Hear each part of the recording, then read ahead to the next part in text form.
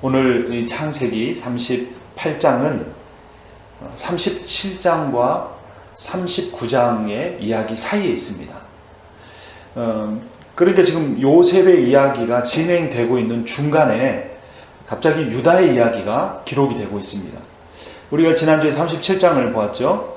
형제들이 요셉을 시기했습니다. 아버지가 그 막내 동생, 이렇게 밑에서 두 번째 동생인 요셉만을 사랑하고 그에게 채색 옷을 입혀주었기 때문입니다. 더구나 그가 꿈을 꾸고 형님들의 볕단들이 내 볕단에게 절을 했다라는 그 말을 할 때 더욱 그를 시기했고 그를 결국 죽이려고 하다가 미디안 상인들에게 팔아버립니다. 그래서 어떻게 됩니까? 37장 36절을 보겠습니다. 그 미디안 사람들은 그를 애굽에서 바로의 신하 친위 대장 보디발에게 팔았더라 라고 하죠. 그리고 38장 오늘 우리가 살펴볼 유다 집안의 이야기이고 39장 1절로 가봅니다. 39장 1절 요셉이 이끌려 애굽에 내려가매 바로의 신하 친위 대장 애굽 사람 보디발이 그를 그리로 데려간 이스마엘 사람의 손에서 요셉을 사니라. 그러니까 이 37장 36절과 39장 1절은 자연스럽게 연결되는 이야기입니다. 요셉이 보디발의 집에 팔렸다. 그리고 그 보디발이 이제 요셉을 샀다. 근데 그 연결되는 이야기 사이에 갑자기 38장이 들어오면서 그 38장에는 유다 집안에 있는 어떤 이야기가 기록이 된 겁니다. 왜 성경이 이 38장 이야기를 여기 끼워 넣었을까요? 아마 여러분들이 성경 일독을 하면서도 이제 우리가 가을이 되면 이 가을부터 성경 일독을 하려고 계획 중에 있는데 성경 일독을 하다 보면 그런 아마 의문을 여러분들이 가지신 적이 있었을 겁니다. 왜 이곳에 기록이 됐을까요? 성경은 단 한 장도, 단 한 절도 그냥 의미 없게 기록되지 않았습니다. 순서까지도 단어 하나하나까지도 의미를 부여하기 위해서 기록이 됐습니다. 그래서 오늘 이 38장을 공부하면서 그 이유에 대해서도 살펴보려고 합니다. 먼저 이 유다 집안에 어떤 일이 일어났는지 우리가 보는데 먼저 유다가 그의 형제들로부터 독립을 합니다. 그리고 결혼을 하고 세 아들을 낳게 되는데 가장 먼저 문제는 무엇이냐면 38장 2절입니다. 유다가 거기서 가나안 사람 수아라 하는 자의 딸을 보고 그를 데리고 동침하니 유다가 누구와 결혼한 것입니까? 이방인 여인과 결혼했습니다.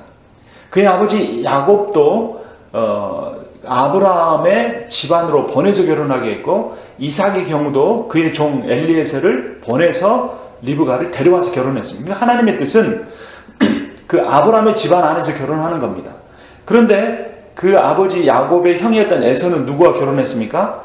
그 이방 여인들과 결혼했죠. 그래서 이삭이 근심이 되었더라. 그러니까 에서가 그 약속의 자손 안에 머무르지 못한 이유 중에 하나가 이방인 여인과 결혼한 것입니다. 근데 누구 또한 그렇게 합니까? 유다도 그렇게 합니다. 여러분 유다가 누구의 조상입니까? 이스라엘. 예수 그리스도의 조상이죠. 그리고 남유다. 현재 다윗 왕의 그 계보를 잇는 유다 왕국의 이 지파가 바로 유다 지파입니다. 그리고 그 다윗 왕의 가문에서 예수 그리스도가 오셨습니다. 그러니까 이 유다의 집안은 매우 중요한데 유다가 이방 여인과 결혼함으로써 그 하나님의 그 집안의 그 혈통을 흐리게 하는 겁니다. 문제죠. 그리고 거기서 세 아들을 낳게 되는데 그 아들의 첫 번째 이름은 무엇입니까? 3절에 보니까 엘이고 4절에 보면 둘째 아들은 오난 5절에 보면 셋째 아들은 셀라입니다. 이 세 아들이 있었고 첫째 아들 엘을 결혼을 시켰는데 그 결혼하게 된 며느리가 다말이었습니다. 근데 문제는 이 엘이 하나님 앞에서 악을 행해서 죽게 됩니다. 7절 유다의 장자 엘이 여호와 보시기에 악함으로 여호와께서 그를 죽이신지라. 그러니까 다말이 과부가 된 겁니다. 근데 이때 당시에는 계대 결혼이라고 하는 제도가 있었습니다. 그러니까 한 그 집안의 첫째 형이 아들을 낳지 못하고 죽게 되면 그 밑에 동생이 형수를 취해서 그 형수가 아들을 낳게 해주는 겁니다. 그러면 그 형수와 동생 사이에 낳게 된 아들은 그 동생의 가문을 잇는 것이 아니라 그 형의 집안의 가문을 있게 해주는, 이것이 계대 결혼입니다. 그래서 유다도 다말을 둘째와 결혼을 하게 합니다.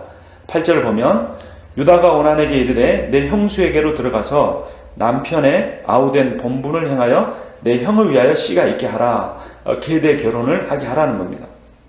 근데 오난이 아버지 말에 순종하는 척, 겉으로는 하지만 실제로는 불순종합니다. 9절에 보면 오난이 그 씨가 자기 것이 되지 않을 줄 알므로 형수에게 들어갔을 때에 그의 형에게 씨를 주지 아니하려고 땅에 설정하매.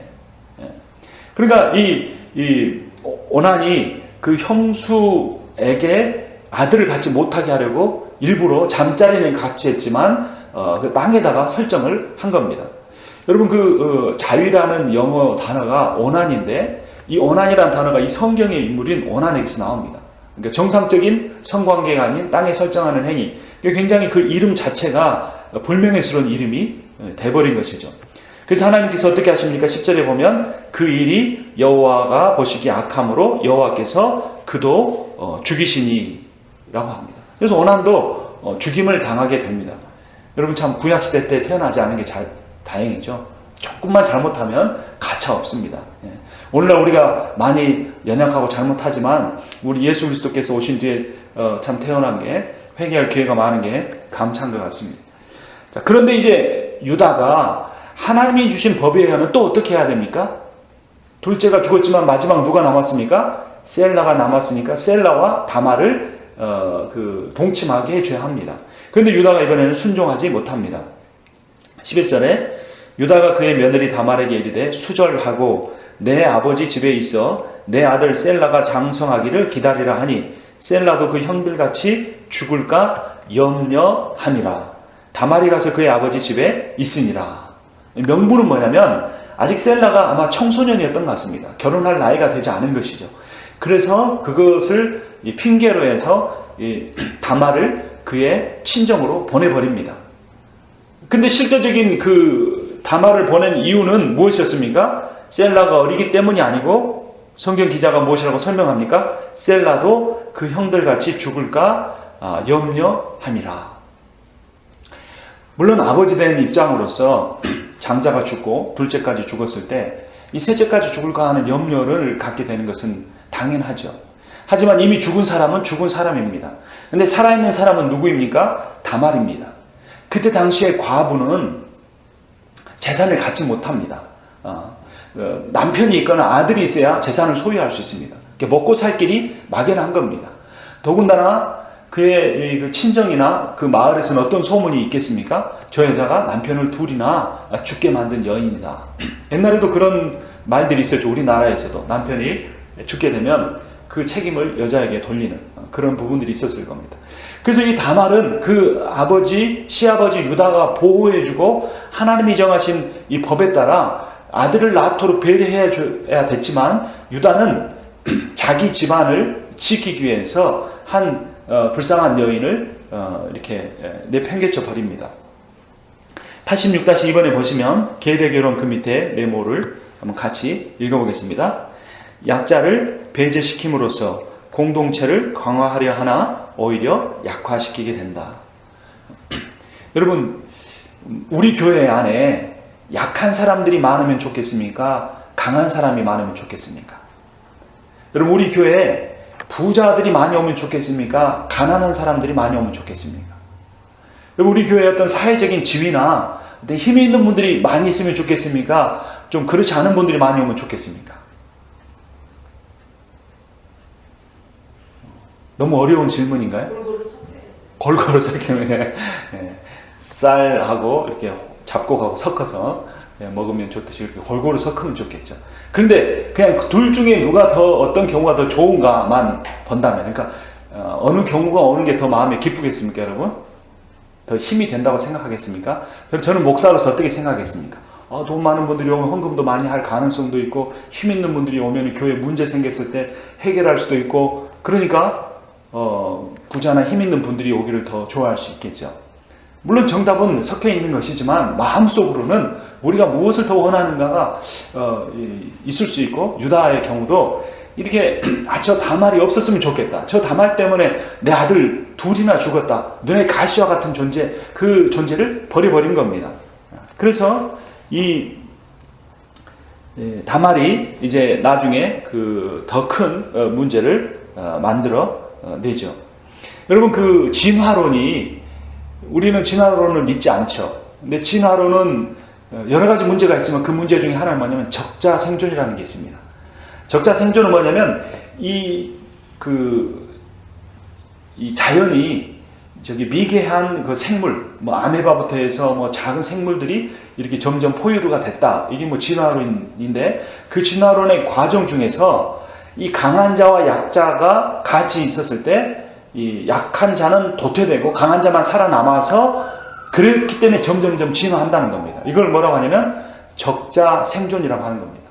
그런데 이 진화론은 생물학적인 그 어떤 논리만 갖고 있는 게 아니라 사회학적 의미를 갖고 있습니다. 이게 많은 사회학자들이 진화론의 논리를 사회에 가지고 와서 어떻게 하냐면 강한 자가 살아남아야 사회가 진화한다고 말하는 겁니다. 그러니까 약자는 거추장스러운 존재입니다. 약자들은 도태되고 사라져야 되고 없어져야 되고, 그러면서 강자들만 이렇게 남았을 때 사회가 더 그 온전한 사회가 된다는 겁니다. 그러한 이 적자 생존의 논리를 갖고 있었던 사람이 누구냐면 히틀러입니다. 히틀러는 아리안 족속을 이 하나님이 주신 최고의 창조물로 여겼습니다. 히틀러는 하나님 믿는 사람이었습니다. 독일의 루터의 그 개신교를 믿는 모든 독일의 신학자들과 목회자들이 히틀러를 지지했습니다. 그리고 가장 그 우수하지 못한 종족이 누구냐? 유대인이다. 또 에이지언이다. 흑인들이다. 그렇게 하면서 그들을 인종 청소를 해야 한다고 논리를 내세웠을 때, 이 그 루터 교회, 그 카톨릭으로부터 독립되어 오직 믿음으로를 선했던 그 루터 교회 목회자를 다 지지하고 그것을 따랐습니다. 왜냐하면 그 사회가 적자 생존의 논리를 따랐기 때문입니다. 이러한 논리가 현대 사회에 있습니다. 자본주의 사회에서는 성공한 자만 살아남아 있습니다. 그러니까 후진적인 그 선진국들, 후진성을 가지고 있는 선진국, 우리나라 같은 곳에서는 실패한 자들은 살아남을 수가 없습니다. 근데 미국이나 유럽 같은 곳에서는 어떤 제도가 잘 되어 있습니까? 자기 비즈니스 하다가 실패한 사람들이 다시 재기할 수 있도록 도와주는 역할을 많이 합니다. 그런 나라들이 더 선진국이죠. 근데 한국 같은 곳에서는 실패하면 끝장입니다. 대학에 못 들어가면 그 인생은 끝난 겁니다. 그러니까 중고등학교 시절을 다 학원에 올인하는 겁니다. 가난한 집이건 부자건. 근데 문제는 세상만이 아니라 교회 안에서도 이런 적자 생존의 그런 사회적인 어떤 이론이 들어와 있다는 겁니다. 강한 자, 능력 있는 사람, 부유한 사람, 힘 있는 사람 위주로 교회가 모이게 되고, 그 중에 가장 힘 있는 사람은 누구겠습니까? 교회에서 목사죠. 목사가 힘을 가지고 자기 원하는 대로 끌어가려고 하고, 그리고 자기 마음에 맞는 사람들과 함께 어떤 그룹을 만들어서 가는 그런 형태로 가고, 또 그렇게 할 때 실제로 교회가 숫자적으로 성장합니다. 그러니까 그런 대형교회를 가보면 일사불란하게 소수의 정예 부대가 의사 결정을 하고 어떻게 하면 교회가 더 성장할 것인가로 방향을 나아가는 것이죠. 그런데 이 성경은 그렇게 여러 이렇게 그 미개한 생물부터 점점점 진화했다고 말하지 않습니다. 창조론에서 뭐라고 합니까? 계속해서 모든 창조마다 하나님 뭐라고 말씀하시면 그 종류대로 창조하셨다라고 합니다. 처음부터 그 종류들이 있었던 겁니다. 그러니까 그 모든 종류들이 같이 평등하고 동등한 권리를 누릴 수 있는 겁니다. 또 구원의 신학에 있어서는 복음은 오히려 약한 자에 대해서 배려하고 그들을 사랑해야 한다라고 가르쳐주고 있습니다. 여러분, 마태복음 25장 45절 교재에서 한 13째 줄 정도 있는데요. 같이 읽어보겠습니다. 이에 임금이 대답하여 이르시되 내가 진실로 너희에게 이르노니 이 지극히 작은 자 하나에게 하지 아니한 것이 곧 내게 하지 아니한 것이니라 하시니라. 마태복음 25장에서 양과 염소의 비유가 나옵니다. 그래서 양은 오른편에 둡니다. 그리고 네가 나에게 굶주릴 때 먹을 걸 주었고 목마를 때 마실 물을 주었다. 그 양의 편에 속한 사람들이 언제 우리가 주님에게 먹을 걸 드리고 마실 걸 주었습니까? 너희가 가장 약한 자들에게 먹이고 마시게 한 것이 곧 나에게 한 것이다 라고 합니다. 그리고 염소에 속한 자들은 왼편을 듭니다. 그리고 너희들은 내가 굶주릴 때 먹을 걸 주지 않았고 목마를 때 마실 걸 주지 않았다. 언제 우리가 주님을 대접하지 않았습니까? 라고 물을 때에 이 마태복음 25장 45절 말씀을 주님이 하신 겁니다. 임금은 예수 그리스도를 의미하고 지극히 작은 자는 우리 교회 안에, 우리 사회 안에 가장 연약한 사람들을 의미합니다. 그래서 유다는 강한 자로서 연약한 자인 다말을 배려하지 않고 그녀를 내보냄으로써, 그녀를 제거함으로써 자기 집안의 그 강함을 더 유지하려고 했던 겁니다. 그런데 유다는 하나님의 백성의 표본이었고 조상이 되어야 하기 때문에 지금부터 이제 유다가 무엇인가 자기가 원하지 않는 경험들을 하게 됩니다. 어떤 일입니까? 12절에 보면 얼마 후에 유다의 아내 수아의 딸이 죽은지라 유다가 위로를 받은 후에 그의 친구 아둘람 사람 히라와 함께 딥나로 올라가서 자기 양털 깎는 자에게 이르렀더니 이방인 아내 수아가 죽었습니다. 그런데 그때 어떤 사람이 13절 다말에게 말하되 내 시아버지가 자기의 양털을 깎으려고 딥나에 올라왔다 한지라. 그가 그 과부의 의복을 벗고 너울로 얼굴을 가리고 몸을 휩싸고 딥나길 곁 에나임 문에 앉으니 이는 셀라가 장성함을 보았어도 자기를 그의 아내로 주지 않으므로 말미암음이라. 셀라가 이미 컸지만 그 다말을 부르지 않은 겁니다. 그래서 그것을 마음에 두고 있던 다말이 시아버지가 지금 이제 그 읍내에 나온다 말을 듣고 너울을 썼습니다. 이 너울은 그 당시에 신전 창기들이 쓰던 그런 너울입니다. 15절에 보면 그가 얼굴을 가리었으므로 유다가 그를 보고 창녀로 여겨 길 곁으로 그에게 나아가 이르되 청하건대 나로 내게 들어가게 하라 하니 그의 며느리인 줄 알지 못하였더라. 그가 이르되 당신이 무엇을 주고 내게 들어오려느냐. 유다가 이르되 내가 내 떼에서 염소 새끼를 주리라. 그가 이르되 당신이 그것을 줄 때까지 담보물을 주겠느냐. 유다가 이르되 무슨 담보물을 내게 주랴. 그가 이르되 당신의 도장과 그 끈과 당신의 손에 있는 지팡이로 하라.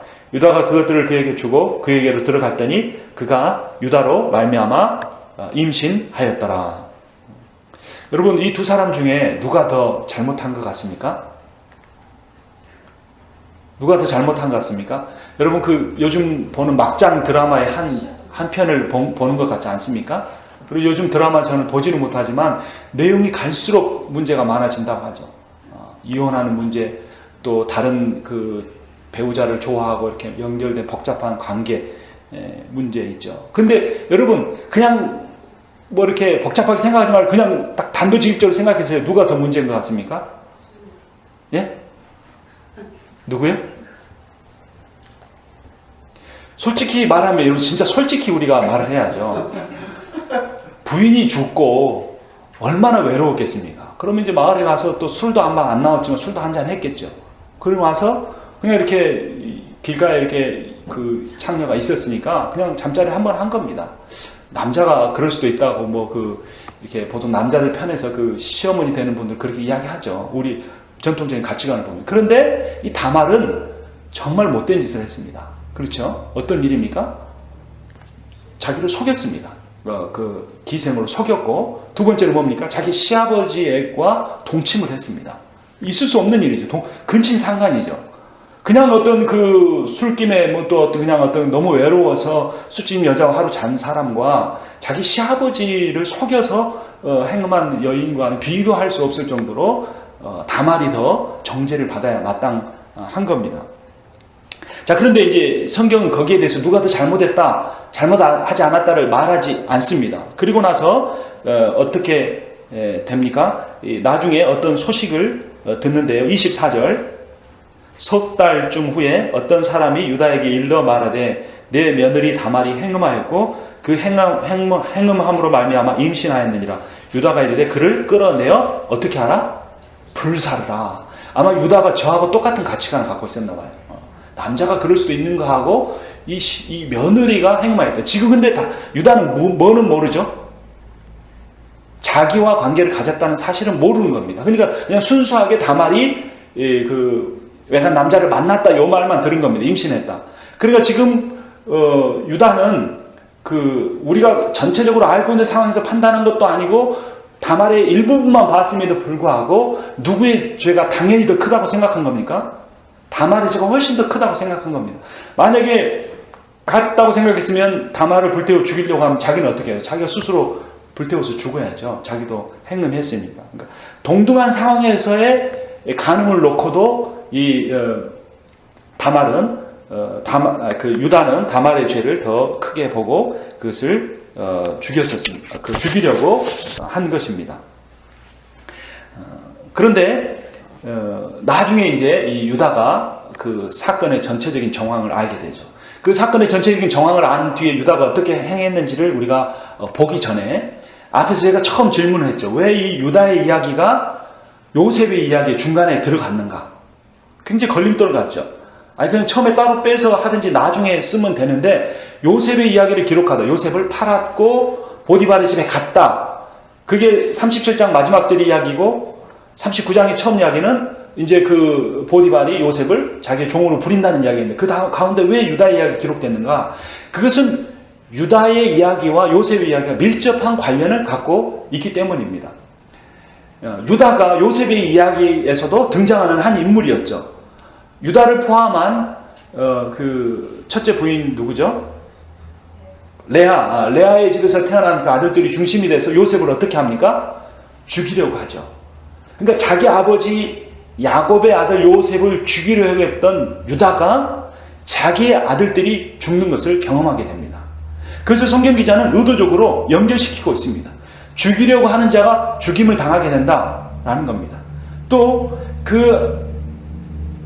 차마 자기 동생 요셉을 죽이지는 못하고 유다가 말을 해서 그를 대신 상인들에게 팔아버리고 아버지에게는 뭐 어떻게 말합니까? 짐승의 피를 옷에 묻혀가지고 갖다 주면서 당신의 아들이 죽었습니다 라고 하면서 그 아버지 야곱에게 굉장히 고통을 줍니다. 속인 것입니다. 그런데 자기 아버지 야곱을 그렇게 속였던 유다가 자기의 며느리에게 속아서 그 며느리와 행음하게 되는 겁니다. 속이는 자가 속임을 당하고 다른 자를 죽이려고 하는 자가 다른 사람의 아들을 죽이려고 했던 자가 자기 아들의 죽임을 경험하게 된다라는 그 이야기를 요셉의 이야기에 유다의 이야기를 끼워 넣음으로써 우리에게 보여주고 있는 겁니다. 그러니까 우리는 우리 인생을 살아가면서 두려워해야 합니다. 세상에 기독교를 믿지 않는 윤리학자들이 기독교의 황금률을 뭐라고 말합니까? 너희가 남에게 대접받고 싶은 대로 다른 사람을 대접하라 라고 말합니다. 그러니까 내가 선을 베풀면 선을 내가 경험하게 되고 내가 악을 베풀면 내가 악을 경험한다는 겁니다. 내가 악을 다른 사람부터 경험하기 원하지 않고 선을 경험하기를 원하니까 네가 남에게 대접받고 싶은 대로 너도 다른 사람을 대접해라. 이것이 예수 그리스도가 말한 최고의 윤리의 황금률이다라고 일반 세속적인 윤리학자들도 말을 한다는 겁니다. 그런데 이 창세기 37장, 8장, 9장의 이야기와 그 전체적인 구조가 우리에게 그러한 이야기를 또한 가르쳐 줍니다. 그런데 이런 전체적인 정황을 모르는 유다는 다말의 죄, 다말이 외간 남자와 행음했다는 소식을 듣고 그를 죽이려고 합니다. 그런데 그의 며느리 다말이 갖고 있는 아이가 자기 아이라는 것을 모르는 거죠. 그런데 이 유다가 모르는 것이 한두 가지가 아닙니다. 먼저는 며느리의 행음이 무엇 때문에 이루어졌습니까? 아까 우리가 살펴봤죠. 왜 이 다말이 자기 시아버지와 자려고 했다고 그랬습니까? 몇 절이죠? 제가 갑자기 절수가 안 보여. 14절. 그가 그 과부의 의복을 벗고 너울로 얼굴을 가리고 몸을 휩싸고 딥낫길 곁 에나임 문에 앉으니 이는 셀라가 장성함을 보았어도 자기를 그의 아내로 주지 않음으로 말미암음이라 라고 성경이 분명히 명시하고 있습니다. 그런데 유다는 그것을 모릅니다. 왜 며느리가 행음했는지 그것을 모릅니다. 그리고 또한 며느리의 행음이 사실은 자신이 성전 창기와 동침한 일과 똑같은 사건이라는 것을 지금 유다는 모르고 있습니다. 자기가 행해놓고 자기가 행한 일 때문에 며느리를 벌 주려고 하는 거죠. 그래서 우리가 아까 읽어봤던 15절부터 18절 사이에 정확하게 기록이 됐습니다.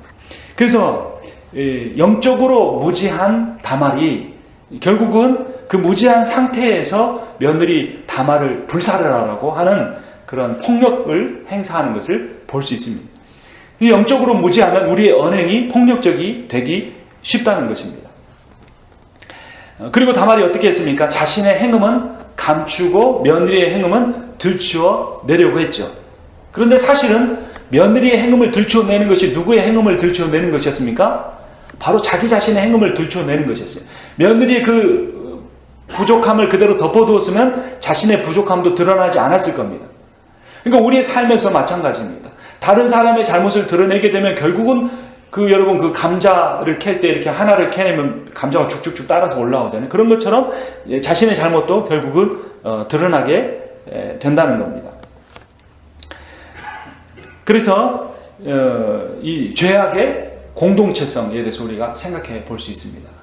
죄악이라는 것은 어느 한 개인의 잘못이나 문제가 아니라 그 전체 공동체가 그 약자를 배려하지 않고 그를 사랑하지 않고 보살피지 않기 때문에 행해진다는 겁니다. 여러분, 이 사회에서 범죄하는 그 사람들의 대부분을 보면요, 결손 가정입니다. 부부가 제대로 사랑하지 않는 관계, 아버지가 돈을 열심히 벌어서 그 자식들을 이렇게 잘 보살피지 않은 가정, 자녀에게 공부를 잘 이렇게 할 수 있도록 배려하지 않은 가정에서 그런 범죄자들이 나오고, 그 범죄자들이 결국은 부유한 사람들, 안정된 집의 가정에 범죄를 행하는 겁니다.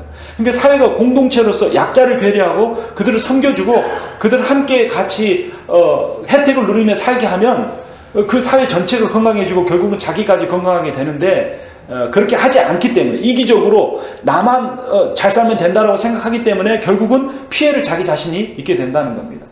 유다는 다말, 보기 싫은 저 며느리 다말을 즐겨버리면 자기 집안이 행복해질 거로 생각했지만, 그렇게 행한 것이 결국 자신의 그 행운과 연결이 되었고 그것이 집안에 더 큰 문제를 가지고 왔다는 겁니다. 우리 교회 안에서도 마찬가지입니다.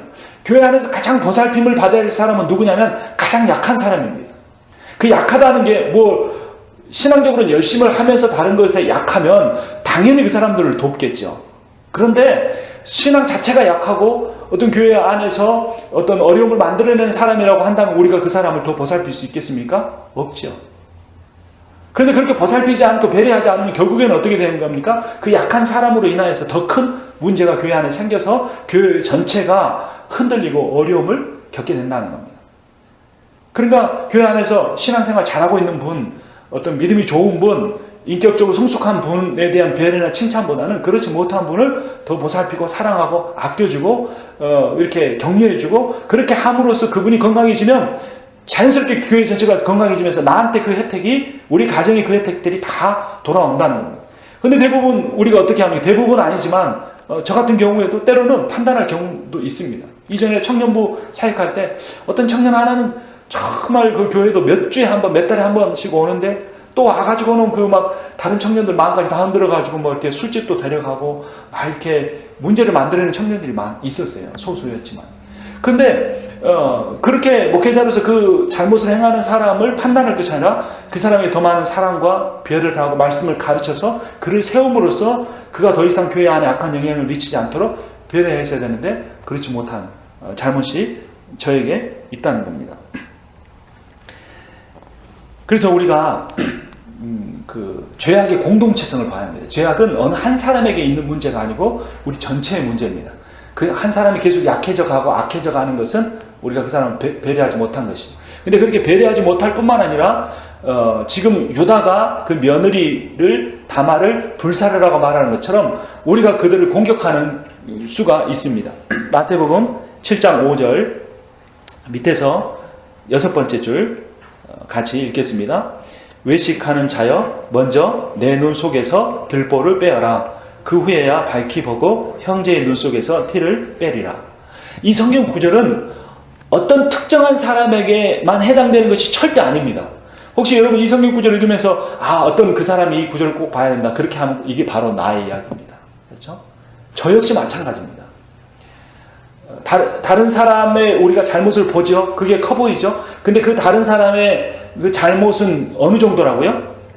티입니다. 티 들어가면 눈 깜빡하고 아프고 눈물도 나지만 그 정도입니다. 근데 그 사람의 눈에 티가 보이면 왜 그 사람의 눈 속에 들어있는 티가 내 눈에 보이는 겁니까? 내 눈 안에 뭐가 들어있기 때문에? 들보가 들어있기 때문에. 들보가 뭐죠? 건물 세우면 그 중앙에 세우는 기둥이 있죠. 그 기둥이 내 눈에 들어있다는 겁니다. 어떻게 들보가 눈 안에 들어있을 수 있겠습니까? 그럼 그 사람이 살아있겠습니까? 죽죠. 아파서 대굴대굴 구르겠죠. 근데 우리는 저는 그것을 못 느끼고 사는 겁니다. 눈 안에 들보가 있기 때문에 다른 사람의 눈에 티가 보인다는 겁니다. 교회는 병원입니다. 병원은 누가 옵니까? 환자가 옵니다. 근데 병원에 가가지고 당신 말이야 이렇게 암 걸려가지고 병원에 왔냐고 당장 나가라고 이 못된 사람 암 걸린 사람이 감이 왔냐고 이렇게 말하면 됩니까 안 됩니까? 안 되죠. 암에 걸렸으니까 오는 거죠. 병원에 누가 온 거? 병원에 환자가 오듯이 교회는 누가 오는 겁니까? 죄인들이 오는 거죠. 죄인이 오는 게 아니라 죄인인 줄 깨닫는 사람들이 사실 오는 거죠. 어찌됐건 죄인이 오는 겁니다. 그런데 우리가 그 사람을 향해서 당신 같은 죄인이 교회에 있느냐고 계속 죄 짓고 그렇게 하느냐고 그렇게 말하는 것은 옳지 않는 것이죠. 자, 그런데 나중에 유다가 무엇을 깨닫습니까? 25절 여인이 끌려 나갈 때 사람을 보내어 시아버지에게 이르되 이 물건 임자로 말미암아 임신하였나이다. 청하건대 보소서 이 도장과 그 끈과 지팡이가 누구의 것입니까? 한지라. 여러분 이 물건을 보내오고 그 물건을 볼 때 유다가 어떤 표정이었을까요? 영화의 한 장면을 보면 아마 얼굴이 창백해지고 손을 떨면서 깜짝 놀라서 마치 사형 선고를 받은 이 죄수의 얼굴처럼 그렇게 크게 이렇게 느꼈을 겁니다. 이 증거물이 자기가 아버지에게 했던 것과 똑같은 행동이었습니다. 동생 요셉이 죽지 않았는데 그 동생을 팔아버리고 그 동생 옷에 채색 옷에 피를 묻혀서 아버지에게 갖다 줬을 때 그 아버지가 어떻게 했습니까? 온 몸을 부들부들 떨면서 내 아들 사랑하는 요셉이 죽었다. 나는 더 이상 살 가치도 힘도 없다고 울부짖었던 그렇게 아버지를 만들었던 유다가 결국 이 끈과 지팡이라는 또 다른 증거물을 보면서 자기의 죄악이 그대로 드러나는 고통을 경험하게 된 것입니다. 다시 한번 질문해보죠. 여러분 다말이 더 큰 죄인입니까? 유다가 더 큰 죄인입니까? 다말이 훨씬 더 큰 죄인이죠. 남편을 둘씩이나 죽게 만들었고 또 시아버지를 속였고 시아버지와 행음에 근친상간을 한 여인입니다. 그런데 이상하게 성경은 단 한마디도 다말이 이런 죄를 지은 것이 잘못이다라고 지적하지 않습니다. 왜 그럴까요? 왜? 사랑입니다. 제대로 확인도 안 하고 가져와서 죄송합니다. 예. 예. 이게 앞뒷면을 동시에 카피할 수 있는데 그렇게 하면 이게 종이 약간 삐뚤어져서 나오더라고요. 그래서 한번 카피하고 뒤집어가지고 제가 다시 넣어서 하는데 그러면서 똑같은 페이지를 제가 넣었는데요. 예. 유다가 이제 결국에 자기 그 며느리가 임신한 것이 결국 자기가 창기와 그 관계를 가졌던 사건과 똑같은 사건인 걸 알게 되죠. 그리고 며느리를 자기보다 더 의롭다고 말을 합니다. 그러니까 유다가 말하는 지금 이 네가 나보다 더 의롭다라고 할 때 이 의가 무슨 의미인가를 알아야 합니다. 이 의도 앞에서 죄를 공동체적인 관점에서 보아야 한다고 한 것처럼 여기서 유다가 말하는 의도 공동체적 의입니다. 이 공동체적 의는 강한 자, 그러니까 모든 권력과 힘과 어떤 능력을 가진 자가 그렇지 못한 연약한 자, 부족한 자, 힘이 없는 사람들을 보살피고 도와야 한다는 그런 의미에서 의. 그리고 그 강한 자가 더 많은 책임을 가지고 있다는 면에서의 의를 의미합니다. 그러니까 다말이 행한 그 어떤 시아버지를 속였다는, 시아버지와 관계를 가졌다는 그거보다 더 중요한 것은 다말이 약한 자로서 자기가 공동체 안에서 누려야 할 그런 보호와 혜택을 받기 위해서 노력했다는 그 사실, 그것을 유다는 의롭다라고 말하는 겁니다. 그러나 유다는 그렇지 못했죠. 약한 자를 배려하지 않고 배제시킴으로써 자기만의 그 어떤 그 편안한 삶을 추구했기 때문에 자기 자신은 의롭지 못하다라고 이 유다가 표현을 한 것입니다. 그래서 그 87페이지의 마본을 보면 세상의 정의와 법은 강자를 배려하지만 하나님의 정의와 율법은 강자에게 더 많은 것을 요구합니다. 특히 미국 사회는 그렇습니다. 그 재판을 할 때 어마어마한 소송 비용이 들죠.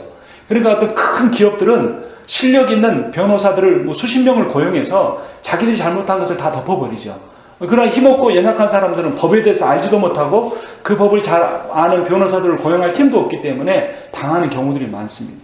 그래서 미국의 재판에서는 그렇기 때문에 그 강자들을 이 잘못한 것에 크게 벌금을 물림으로써 그들에게 경고를 주려고 하죠. 하나님의 말씀은 그것을 우리에게 계속 요구합니다. 그러니까 창세기 38장은 이 어떤 집안의 개인적인 문제나 어떤 성적인 타락, 누구를 속였는가의 그 윤리적인 문제가 아니라 강자가 약자를 보호해 줘야 한다라는 그 사실입니다.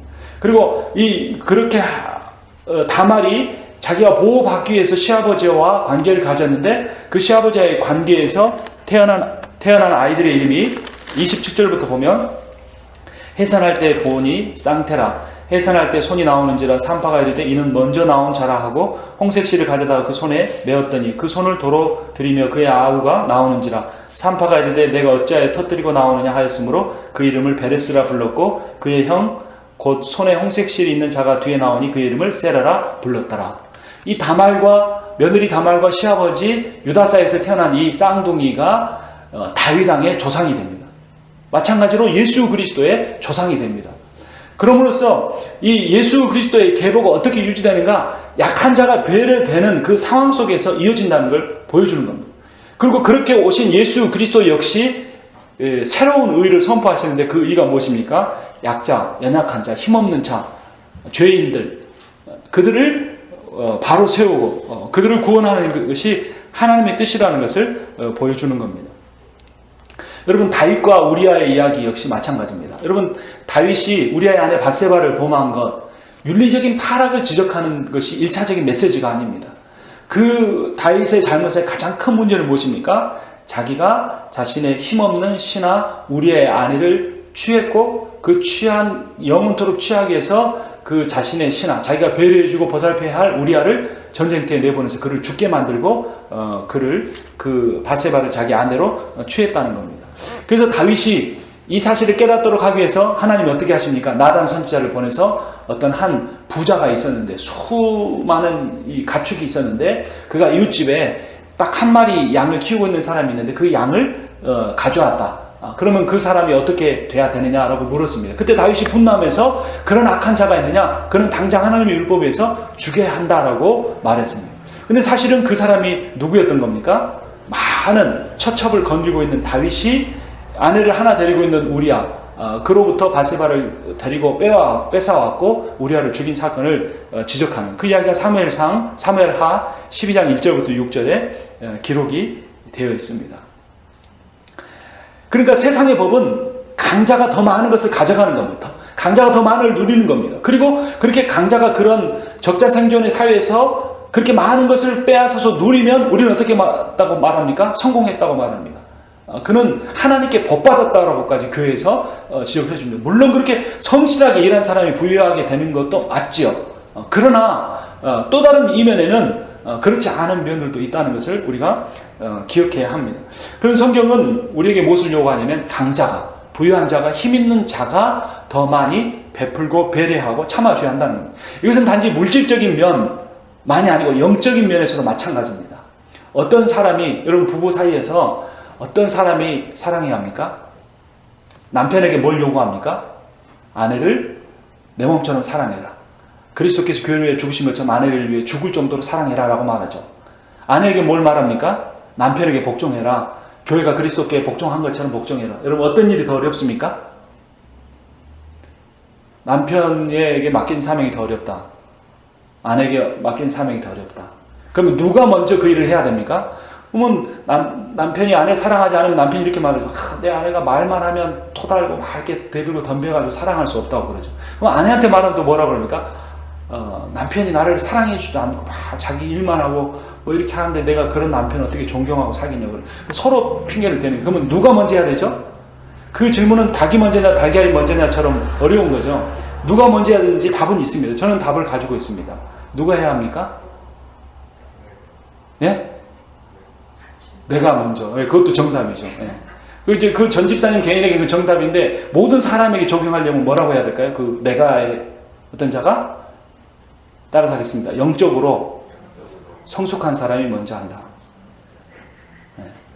부부 중에 영적으로 성숙한 사람이 먼저 하는 겁니다. 남편이 더 성숙하면 아내가 아무리 나한테 토달고 막 덤비고 그래도 사랑해줘야 합니다. 품고 사랑해줘야죠. 아내가 정말 영적으로 더 성숙했으면 남편이 아무리 그 나를 사랑하지 못해도 남편을 존경해주고 남편이 나보다 영적으로 더 미성숙한 것 같아서 남들 앞에 나를 높여주는 거죠. 그렇게 안 하면서 우리는 그렇게 말하죠. 저 사람이 더 못났으니까. 그런데 그렇게 행동하는 것은 내가 더 영적으로 성숙하지 못했다는 것을 드러내주는 겁니다. 그러니까 이 유다의 이야기가 그것을 말하고 있는 겁니다. 유다는 강한 자였습니다. 유다는 많은 자녀들을 데리고 있었고 많은 재산을 가지고 있었고 다말은 약자였습니다. 당시에 여인이 약자였지만 특히 남편을 잃어버린 과부는 정말 자기 생계를 이어가기 어려운 또 사회적으로도 그 멸시받는 위치에 있었는데 유다는 강자로서 약자인 다말을 배려하지 않았고 그런 성적인 문제 그 사건을 계기로 해서 그 모든 자신의 잘못이 드러나게 되었던 겁니다. 다윗과 우리아의 관계도 마찬가지였습니다. 성경 우리에게 말하죠. 달란트 비율을 말할 때 10달란트, 5달란트, 1달란트 가진 자. 여러분 이 세 가지 중에 여러분 어디에 속하고 싶습니까? 몇 달란트 받은 자가 되고 싶습니까? 10달란트 가진 자가 되고 싶죠. 제가 비결을 가르쳐 드릴까요? 이렇게 결심하고 실천하면 됩니다.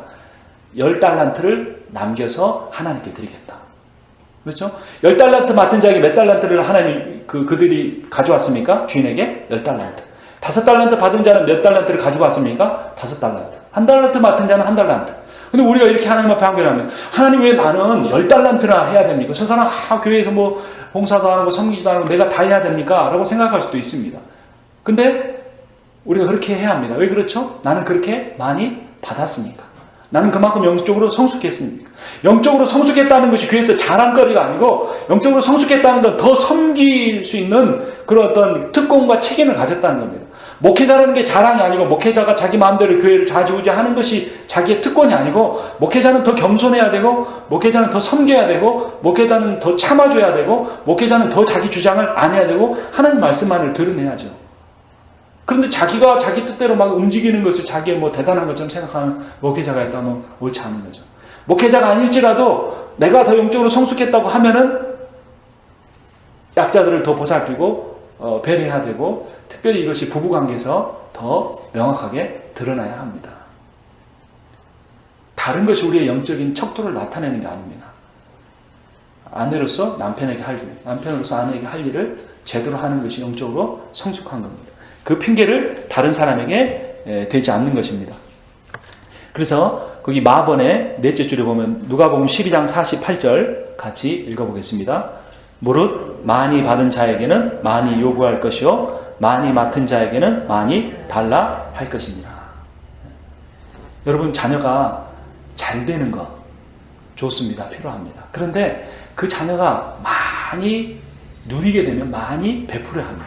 그래서 동시에 가르쳐야 합니다. 그렇지 않으면 하나님의 이 말씀에 위배되는 삶을 사는 게 됩니다. 고린도전서 8장 13절 같이 읽겠습니다. 그런즉 너희의 자유가 믿음이 약한 자들에게 걸려 넘어지게 하는 것이 되지 않도록 조심하라.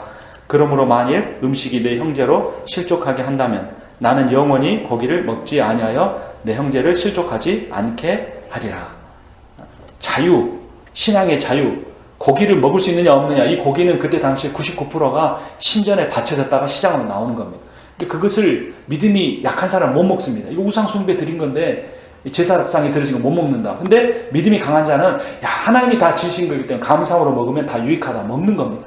근데 내가 그 믿음이 강해서 고기를 먹고 있는데 믿음이 약한 사람이 나를 본 겁니다. 그 시험에 들려고 하니까 얼른 그 고기를 먹지 않고 바울은 어느 정도까지 말합니까? 내가 누군가를 내 자유를 강한 내 믿음에 근거한 자유를 행사함으로 어떤 사람이 그 수련에 실족하게 되면 난 평생 고기를 먹지 않겠다라고까지 말합니다. 이것이 강한 자의 배려입니다. 우리의 삶에서도 그러한 모습이 나타나야 합니다.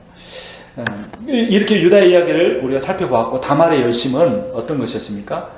두 남편이 죽은 기구한 삶이었습니다.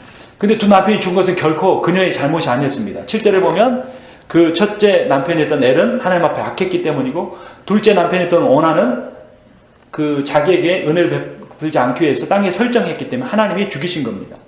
그리고 막내 동생 셀라가 장성하기를 기다렸습니다. 그럼에도 불구하고 자기에게 남편이 세 번째 남편이 주어지지 않았습니다. 그래서 그 자신의 권리를 얻기 위해서 창기로 위장하고 시부의 유다와 동침하였고 또 시부에게 담보물을 받아 둠으로써 나중에 불에 태워서 죽임을 당할 위기를 그녀는 피할 수가 있었습니다. 그리고 결국 그 시아버지 유다와의 관계 속에서 낳은 베레스와 세라를 통해서 그 유다 가문의 대를 이었고 그 가문에서 다윗 왕과 예수 그리스도가 오는 그러한 은혜를 누리게 된 겁니다. 물론 다말의 방법은 잘못된 겁니다. 오늘날의 윤리적 관점으로 볼 때 도저히 용납될 수 없는 겁니다. 그런데 성경이 말하려고 하는 핵심은 그 내용이 아니고 다말의 의도와 열심이라는 겁니다. 다말은 분명히 알았을 겁니다. 이 집안이 하나님이 택한 가문이라는 거. 왜냐하면 아브라함이 이삭에게, 이삭이 야곱에게, 야곱이 그 12 아들들에게 분명히 그 할아버지 아브라함을 부르신 이야기와 하나님이 그 아브라함에게 주신 약속을 계속해서 들었기 때문일 겁니다. 그래서 나중에 출애굽할 때 이스라엘 백성들이 알고 있던 걸 볼 때 다말도 알고 있었을 겁니다. 다말은 그 하나님의 언약과 그 약속을 이루기 위해서 끝까지 자신의 열심을 포기하지 않았습니다. 또한 이런 다말의 열심과 유다의 잘못 속에서 하나님이 역사하셔서 이 집안의 대가 끊기지 않고 이 집안의 대가 이어져서 약속의 자손들이 나오게 하나님께서 은혜를 베풀어 주셨습니다. 밑에서 8번째 줄 정도 보면 룻기 4장 12절 함께 읽겠습니다. 여호와께서 이 젊은 여자로 말미암아 내게 상속자를 주사 내 집이 다말이 유다에게 낳아준 베레스의 집과 같게 하시기를 원하노라 하니라. 룻이 그 보아스와 결혼을 했죠. 그래서 보아스가 그 룻에게 그 결혼을 해줘야 할 책임에 더 가까운 친족에게 이 말을 한 겁니다. 근데 그 사람이 그 책임을 이행하지 않았고 보아스는 그 책임을 이행해서 룻과 결혼을 해서 역시 그 집안에서 유다의 그 예수 그리스도의 가문이 이어지게 됐죠. 그때 그러니까 계속해서 이 다말의 이야기가 그들에게 알려진 겁니다. 또한 마태복음 1장 3절 같이 읽어봅니다. 유다는 다말에게서 베레스와 세라를 낳고 베로스는 헤스론을 낳고 헤스론은 람을 낳고 계속해서 내려가면 그 가문에서 예수 그리스도가 나왔다고 말합니다. 성경은 이 다말을 예수 그리스도의 족보에 기록해 주고 있습니다. 그래서 이 다말의 후손으로 오신 예수 그리스도는 이 예수 그리스도가 행한 하나님의 의는 윤리를 넘어서는 약자와 죄인에 대한 사랑이라는 겁니다. 하나님은 우리가 윤리적으로 연약한 존재인 것을 알고 있습니다. 우리가 얼마나 부족한지 아십니다. 그런데 하나님 우리를 사랑하십니다. 우리의 그런 모든 의를 요구하시는 것이 아니라 그 의를 감당하기 위해서 하나님 자신이 죽으셨습니다. 마지막 성경 구절 로마서 3장 22절부터 24절까지 함께 읽겠습니다.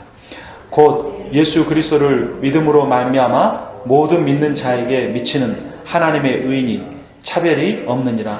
모든 사람이 죄를 범하였음에 하나님의 영광에 이르지 못하더니 그리스도 예수 안에 있는 속량으로 말미암아 하나님의 은혜로 값없이 의롭다 하심을 얻은 자 되었느니라.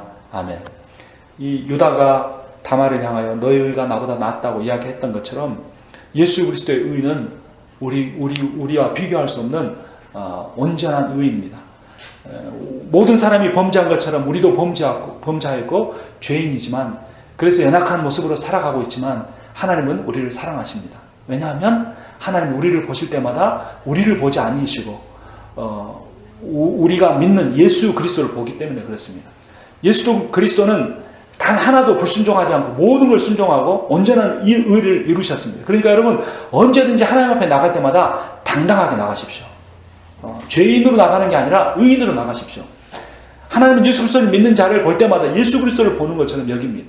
하나님 예수 그리스도를 사랑하는 것처럼 우리를 사랑하십니다. 그래서 그 의를 우리에게 그 의를 입혀주신 예수 그리스도를 우리가 그러므로 평생토록 찬양하면서 기뻐하면서 살아야 합니다.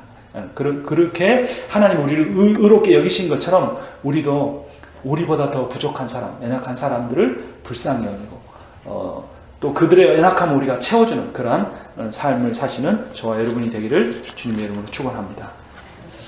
기도하겠습니다.